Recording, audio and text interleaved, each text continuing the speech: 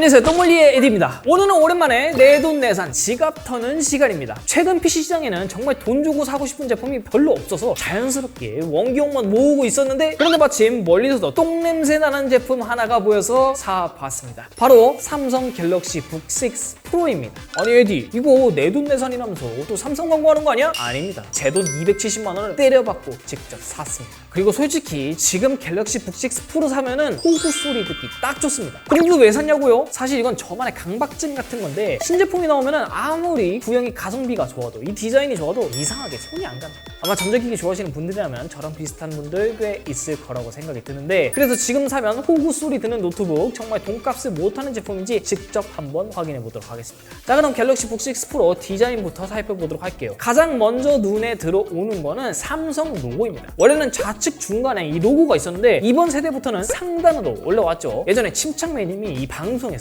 만든 캐릭터가 의도와 다르게 잘 안 보이면 이마에 이름부터 박으라고 하잖아요. 이거 완전 그거예요. 맥북 닮았다는 얘기를 너무 많이 들으니까 그냥 이마에 삼성이라고 써놓은 느낌입니다. 그리고 제품 전체를 알루미늄으로 감싸고 있고, 테두리를 깔끔하게 정리해서 딱 요즘 프리미엄 노트북에서 많이 볼 수 있는 그런 분위기를 보여줍니다. 특히 아래로 갈수록 이 얇아지는 디자인 덕분에 멀리서 봐도 상당히 슬림하고 가벼운 노트북이라는 인상을 강하게 주네요. 그리고 포트는 왼쪽에 HDMI 2.1과 썬더볼트 4 지원 USB Type-C 2개, 반대쪽에는 3.5mm 이어폰잭, USB 3.2 버전의 Type-A 포트가 있습니다. 한 가지 아쉬운 점이라면 기존 갤북에 있던 마이크로 SD 슬롯이 이번엔 삭제가 되었습니다. 물론 요즘 마이크로 SD 카드를 사용하는 기기가 예전보다 많이 줄어든 건 사실입니다. 하지만 저는 자전거 블랙박스 영상을 자주 옮기다 보니까 결국 별도의 허브를 써야 한다는 점은 조금 아쉽게 느껴졌어요. 그리고 무게도 살펴보면 디자인은 굉장히 슬림한데 막상 이게 들어보면은 생각보다는 묵직한데? 라는 느낌이 듭니다. 실제 무게는 약 1.59kg, 사실상 1.6kg에 가깝습니다. 자, 이제 노트북 내부를 한번 살펴보면, 이거는 겉모습은 기존 갤럭시북 느낌이 강했다면 안쪽은 익숙한 사과 향이 많이 납니다. 특히 하단에서 그 느낌을 많이 주는데, 키보드 주변을 검은색으로 처리한 디자인, 상판으로 올라온 스피커, 그리고 가운데로 이동한 터치패드까지.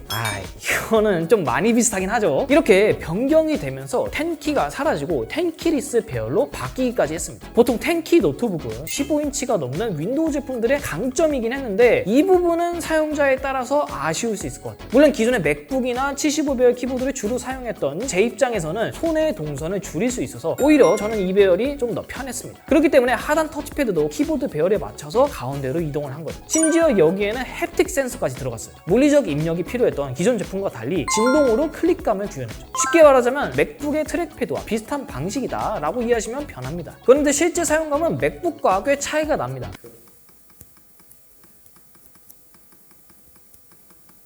맥북은 클릭할 때 묵직하면서도 단단한 피드백을 주는 반면,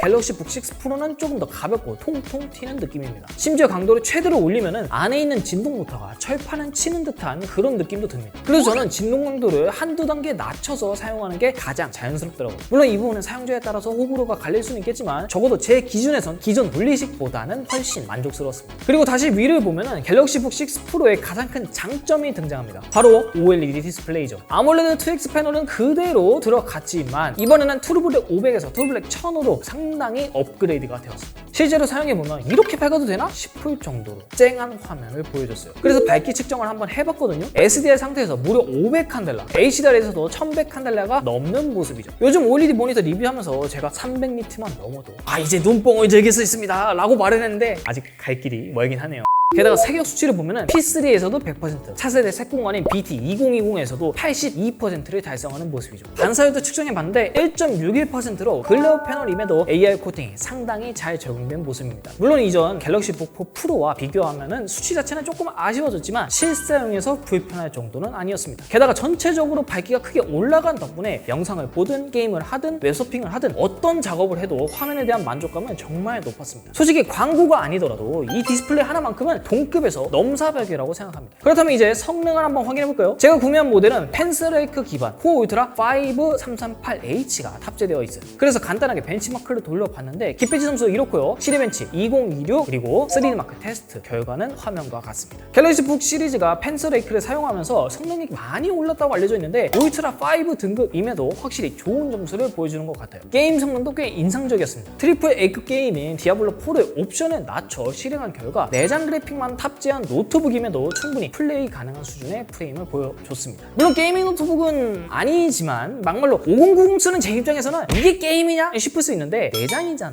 이때 발열도 함께 체크해봤는데 열이 키보드 전체로 비교적 넓게 퍼지는 모습이었습니다. 그래서 영상 편집처럼 성능을 오래 쓰는 작업을 한다면 손에 열감이 느껴질 수 있겠어요. 특히 지금 같은 여름에는 더 신경 쓰일 수도 있고요. 물론 비즈니스 노트북이라는 점을 감안하면 치명적인 단점은 아닙니다. 다만 실제로 사용하는 동안에는 발열이 올라올 때마다 은근히 신경 쓰였던 것도 사실입니다. 그런데 게임을 할 때 배터리가 꽤 오래 가더라고요. 30분 정도 했을 때 29% 정도가 달았습니다. 그리고 팬 소음도 들어봤는데 제가 써본 경락 노트북이 맥북 에어라서 그런지 처음에는 조금 크게 느껴지긴 했어요. 근데 생각해보면은 맥북 에어는 팬이 없잖아요. 반대로 평소 리뷰하는 게이밍 노트북들과 비교하면 정말 조용한 편입니다. 농담 진담 반이지만 적어도 제 기준에서는 거슬릴 정도의 소음은 아니었습니다. 무엇보다 이번 갤럭시 북 6 프로에서 가장 놀랐던 거는 스피커였습니다. 구조가 바뀌어서 그런지 사운드가 훨씬 입체적으로 들리고 전체적으로 훨씬 풍성해졌습니다. 이제는 맥북에 비교도 되지 않을까 싶거든요.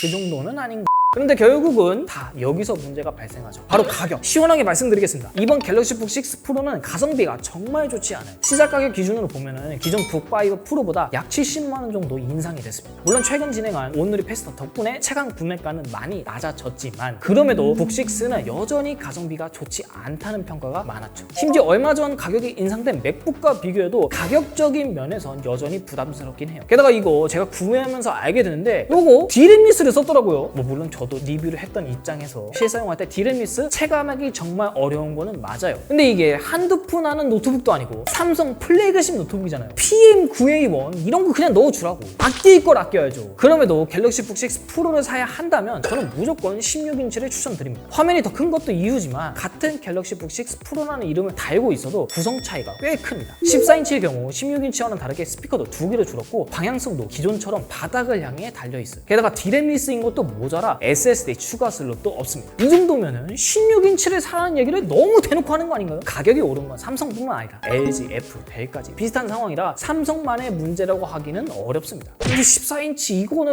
자, 그래서 이번 갤럭시 북 6 프로를 간단하게 정리하면 디스플레이 개쩔어요. 디자인 좋아요. 스피커 많이 좋아졌어. 근데 가격? 저한테 왜 그러세요? 솔직히 영수증만 안 보면은 정말 괜찮은 노트북이에요. 이제 삼성이 감성까지 챙기네? 이런 생각이 자연스럽게 들 정도였습니다. 근데 가격? 얘는 진짜 어떻게 안 될까요? 이상 저는 똥물의 에디였고요. 궁금하시면 밑에 댓글 남겨주시고 다음 시간에 다시 돌아오도록 하겠습니다. 빠이!